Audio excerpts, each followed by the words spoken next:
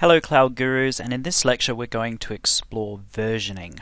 So to enable versioning on our bucket, we'll need to go back to our bucket. We'll click on Properties,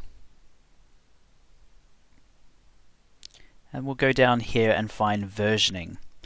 Now it's important to remember that if we enable versioning on this bucket, all we can do is suspend versioning. We can't disable versioning. So it's quite important to remember that when you're designing this, because with versioning you pay for each version of the file that you're storing. So if somebody goes in and updates a file and creates a new version, AWS will see that as two separate files, so you've got to keep that in mind from a cost perspective.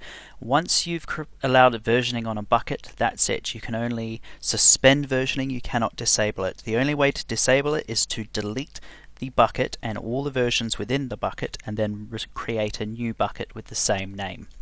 So versioning allows you to preserve, retrieve and restore every version of every object stored in this bucket. And what we're going to do now is we're going to enable versioning on this bucket. And it's quite simple. You just click the button. It says, are you sure you want to enable versioning for the selected bucket? We click OK, and there we go. If we wanted to suspend versioning, we would click that button and we could suspend it as well. So now let's go into the bucket, and what we're going to do is we're going to upload a file. And you can see here actually, you see there's a versions tab, and you can either hide or show the different versions. Now because we've just enabled versioning, you're not going to see any different versions here. So what we're going to do is we're going to upload a file, and it's a file that I have created already, which is just a rich text format file which says Hello Cloud Gurus. I'm going to start and upload this. Once it's uploaded, we can see the file here. If we click on versions, we should see, here we go, the file, and here's the file, and this is the first version. So it's sort of a nested hierarchy. So you see the file here, this is the version, this is the storage class, this is the version ID, and that's how much it is in bytes.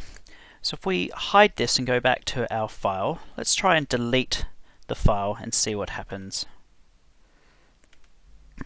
Are you sure you want to delete hello.richText format? We'll say yes, okay.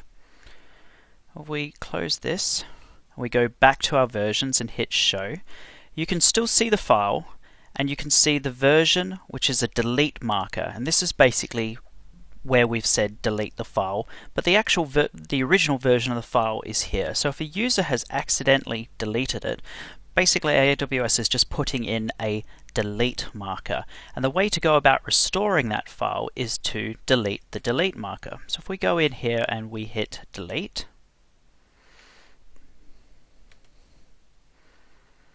and we go back to hide, we should be able to see our restored file. Just refresh the page. There we go. There's our restored file. So we've now restored it to our bucket. So the only way to delete a file permanently from a bucket is to delete the delete marker as well as all versions of that file. So what we'll do now is we'll go in and we'll change the text file to add an additional line. So just maximize this. We'll say Hello Cloud Gurus, and then I'll add a new file and say, okay, goodbye cruel world. I'll just add a new line, we'll save it. And now if I go back to my browser,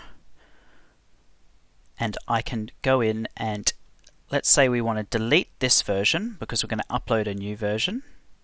Actually, let's not do that. Let's add the new version now. So I'm going to upload, add files, hello. I'm going to start the upload, and now you'll see it's very subtle, but it's gone from 370 bytes to 371 bytes. So this is the new file. If we go back to show, you can see the two different version numbers, two different version IDs. So we've got the one that we created originally, which was 345 bytes, and we've got the new one, which is 371 bytes. So if we wanted to restore back to the old version, we'd simply go in and delete this version. And that's how we would do a restore. So that's Version control is quite simple, easy to use. It is, and I will stress this again, remember that you are now paying for both versions of these files, so even though it appears that there's only one bucket in your S3, there is only one file in your S3 bucket, there's actually two. And you just have to bear in mind the cost implications of enabling versioning.